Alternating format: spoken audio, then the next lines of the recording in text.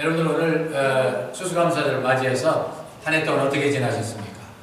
여러분들 이 말씀을 제가 질문드리는 이유는 여러분들이 잘 생각하셔서 중심으로 대답하시기 원해서 질문을 드렸습니다. 아마 you may be able to answer affirmatively, but at the same time, in more reality, you can say, well, last year it was not good as before. I'm very much terrified and we are not as stable as before. 옛날같이 그렇게 안정하고 편안하지 못했습니다라고 대답할 수 있는 그러한 한 해였다고 생각할 수 있습니다.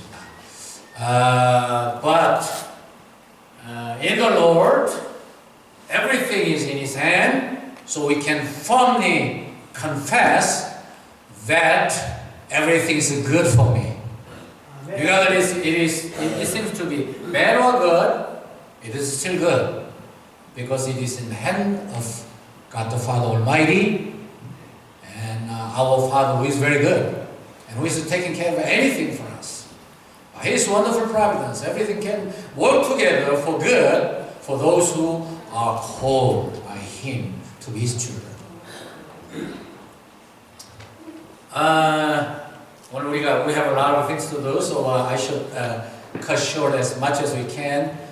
So it is too much for me to even preach in English, but I want to let you know that what I'm going to preach about the necessity and urgency of the reconciliation between brothers and sisters. The first part, 23-24, teaches that. It is very important for you to serve the Lord, to give worship service to Him. But before that, you should be reconciled between yourselves. Between yourselves. Unless you are reconciled with your brothers and sisters, it is worthless to serve the Lord, to give worship service to the Lord. It is not to be accepted by Him. How wonderfully and fearfully and to our surprise, He proclaimed it. Without being reconciled and serve the Lord with united mind, their service cannot be accepted by the Lord God our Father. The first part is very plain and very easy to understand. And the second part, verse 25-26, teaches us that how urgent it is to solve the problem. That means reconciliation also. Before going to the final judgment, on the way to go to the final judgment, if you meet your defendant and plaintiff, accuser and defendant, you have to be reconciled. You have to solve your problem by yourselves before going to the final judgment. Because if you go there and if it is judged, there's no way to get out of the prison until you pay all of the money you are fined. So before going to the judgment seat, please solve the matter as much as you can, as fast as you can. And even this one is referred, some of the commentators like Matthew Henry, he is applying that matter to our final judgment, which is our final judgment standing before the Lord. And if you decided before the final judgment of the Almighty God, there is no way to solve the problem but to go to hell. So, before going to the final judgment seat, you have to solve your problem. You will have to reconcile. 여러분 어떻게 한 해 지내셨어요? 어떻게 지내셨어요? What is the year this year? 금년 한 해 어떻게 지내셨습니까? 오늘 우리가 추수감사절을 맞이했는데 아마 여러분들이 이런 질문을 드리면은 대답이 각자 다르실 거예요. 그러나 우리 장로님 교대해 주신 것처럼 아마 한 해 지나면서 믿음으로 감사해서 그렇지 지난해보다 더 어려워졌다고 고백하는 것이 옳을지 모르겠어요. 조국의 현실이나 미국의 현실이 결코 녹록지가 않습니다. 과거보다 더 위험해졌습니다. 과거보다 더 살기 힘들어졌습니다. 트럼프 대통령을 통해서 하나님께로 더 돌아오는 그런 철저한 운동을 일으키는 건 고마운데, 그분이 또 한쪽으로 너무 치우치셔가지고 정말 억울한 일을 당하는 것 같아서 정말 마음이 아픕니다. 우리 조국도 나라를 다스린다고 애를 쓰시고 또 저나 여러분들이 많이 그분을 위해서 기도하고 있겠지만은, 그러나 왠지 안보에 있어서 조금 더 철저한 마음을 가지셔야 되는 거 아닌가로부터 시작해서 우리의 마음을 무겁게 하는 점도 없지 않아 있는 것 같습니다. 그러나 장로님 기도해 주신 것처럼 이 모든 것으로 인해서 진실한 감사를 드릴 수 있습니다. 왜 그렇죠? 하나님이 우리와 함께 하시고 우리가 당하는 모든 것은 하나님께서 우리에게 유익하게 하시기 때문에 그래요. 어떤 유익이요? 예수님을 닮아가는 그 길의 유익이요. 내 욕심대로 되어지는 유익이 아닙니다. 아시죠? 그래서 이러든 저러든 우리는 끝까지 하나님을 사랑하고 하나님이 우리에게 은혜를 주시고 하나님이 우리를 더 예수님을 닮아가게 만드는 분명한 한목적적 굿니스가 있는 거예요. 그런데 그 일을 하려면 하나님과 더 가까워지고 하나 되어 있어야 해요. 이제 이 중요한 일.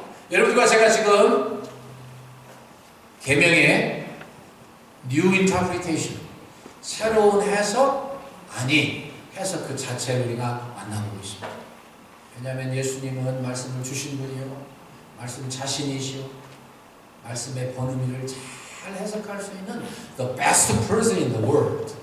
그렇잖아. 이 세상에서 가장 위대하고 확실하고 정확한 분이시고 적합한 분이시고, 그렇기 때문에 그분의 말씀을 듣는 게 중요해요. 그분은 맨 먼저 살인을 꺼내셨습니다.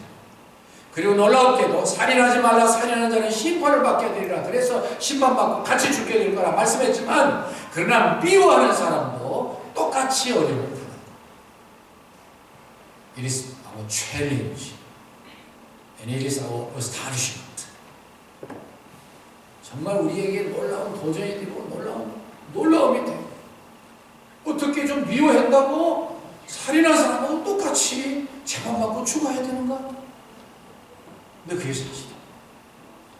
그리고 라가라 하고 미련한 놈이라 하는 사람, 여러분들 이 기가 막힌 상황, 라가라 하는 게 뭐 그리 대단해요. 그것은 그런데 상당히 심각한 일이라고 제가 말씀을 드렸죠. 머리 빈 녀석, 특히 윌리엄 바클레이가 말하기를 brainless idiot, 상당히 정확하게 표현한 것 같아요. 너는 저 녀석은 골빈 바보 같은 놈이다. 그렇게 말하니까 그도 사내들인 공회에 붙들려가지고 중형을 받는다. 그리고 미련한 놈은 영혼까지 싸잡아서 욕하는 거라고 그랬죠. 저 녀석은 결국은 지옥 갈 수밖에 없는 놈이야 하는 정도로 욕하면은 당연히 같이 지옥불에 떨어지는 것이죠. 그러면서 계속해서 말씀하시기를, 그러기 때문에 형제를 사랑해야 되는데, 용서해야 되는데, 하나 되어야 되는데, 형제와 정말 사랑으로 연합되어야 되는데, 미워하지 말아야 되는데, 욕하지 말아야 되는데, 마음에 분노가 있으니까 욕하고 미련하다고 그러고 막 욕하는, 미워하고 그러는 거죠. 근데 그러지 않기 위해서는 그 다음 말씀을 잘 들으라는 거예요.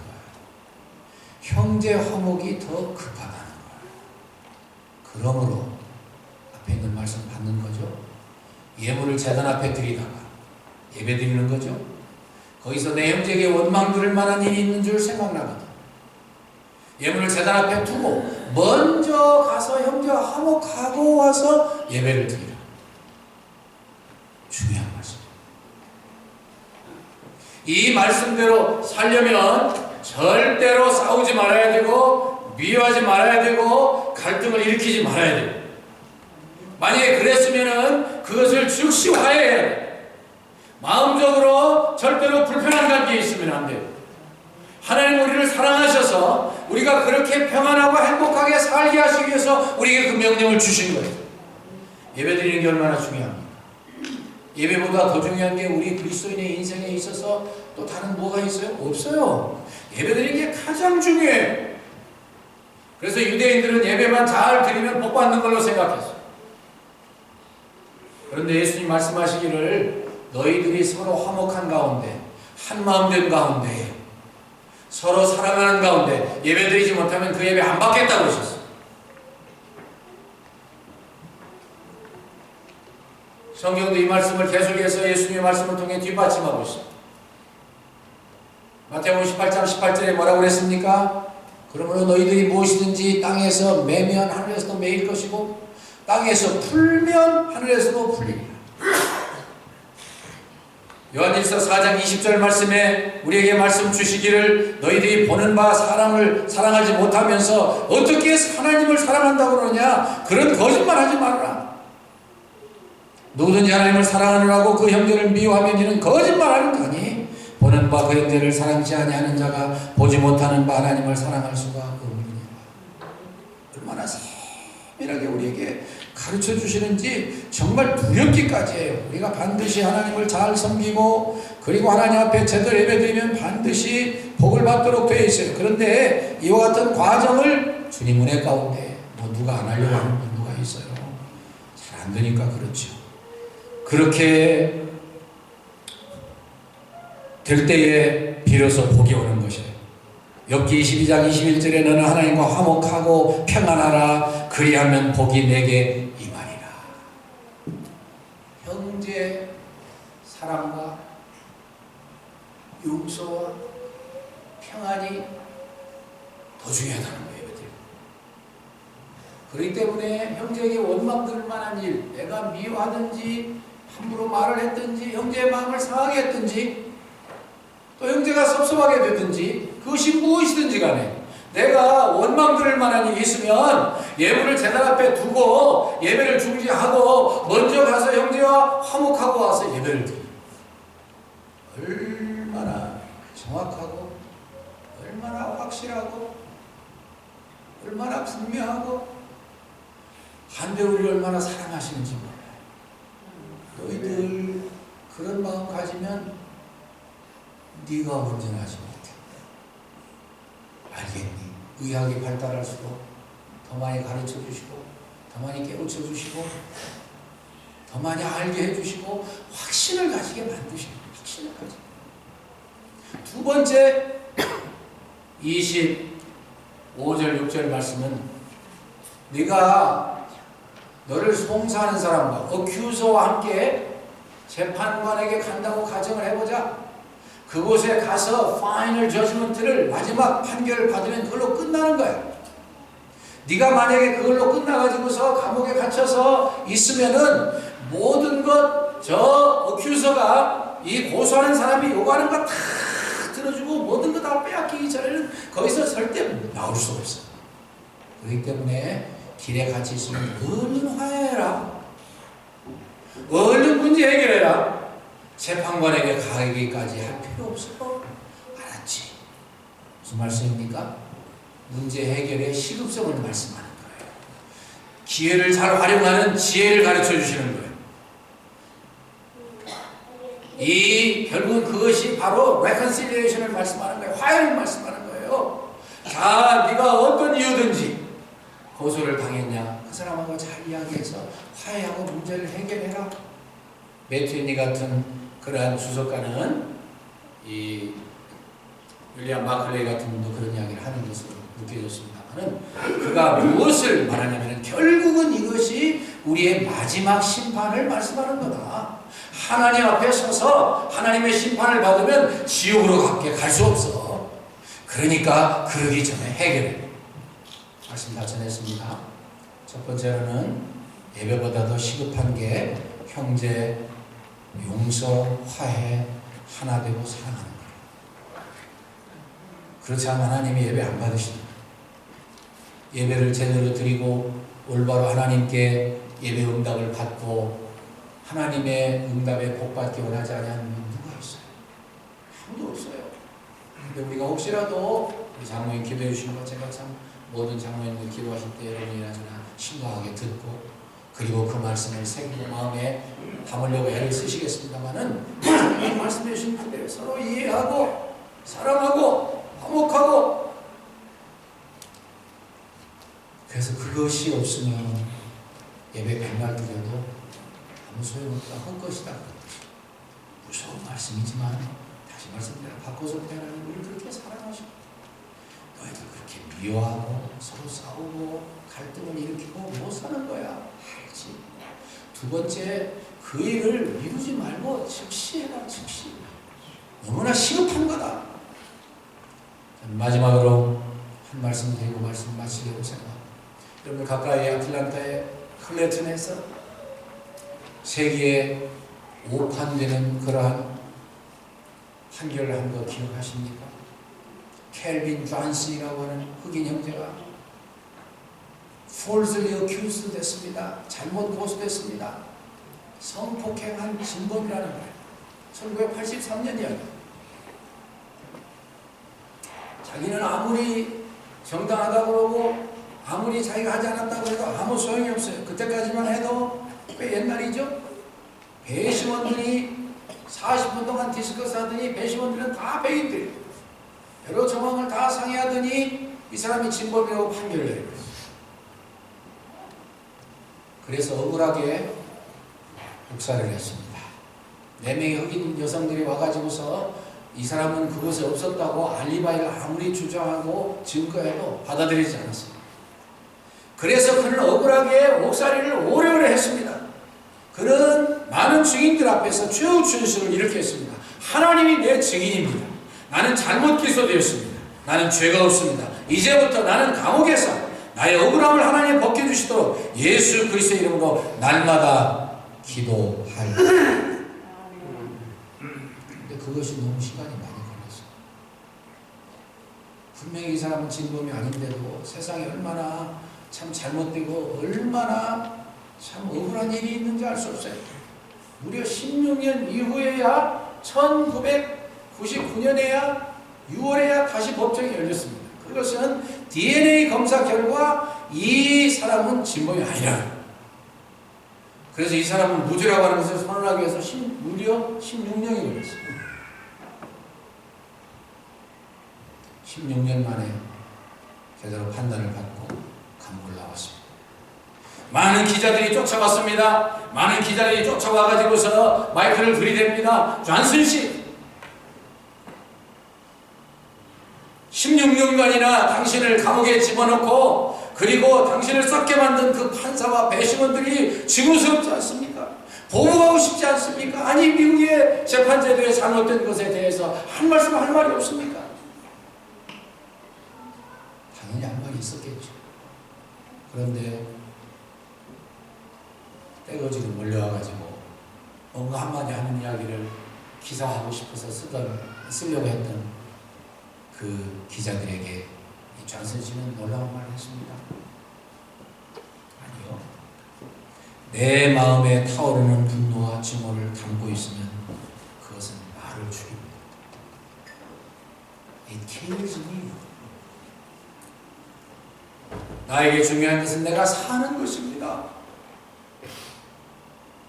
지금 나에게 필요한 것은 나가서 일자리를 구하는 것입니다. 말을 남기고 묵묵히 그 법정을 떠났습니다. 이것이 우리가 살고 있는 세상의 모습이에요. 예수를 잘 믿는 형제인데 분명히 그렇기 때문에 감옥에 들어갈 때 나는 날마다 하나님 앞에 이 억울함을 벗겨주시라고 예수 그리스도의 이름으로 기도하겠습니다. 그런데 16년이 걸렸어요. 세상에 이렇게 억울하고 이해가 되어지지 않아요. 무슨 덩어리의 일이 있을 수 있어요? 그렇게 기도했으면은 길어봤자 6개월, 1년만 걸려야죠. 그럼 여러분들이나 저는 이 말씀을 깊이 묵상하고 싶은데요. 제가 믿기로 믿음이 좋은 이 켈빈 존슨 형제는 분명히 그 안에서 하나님의 오묘하신 섭리를 발견하고 하나님의 뜻에 따라 하나님께 날마다 감사했다고 생각하고 싶어요. 그 이후의 삶을 저는 정말 더 알아보고 싶은 충동이 있어요. 반드시 하나님이 위대하게 하나님의 증인으로 쓰셨습니다. 분명한 것은 그에게는 두 가지 마음에 담고 있는 생각이 있었어요.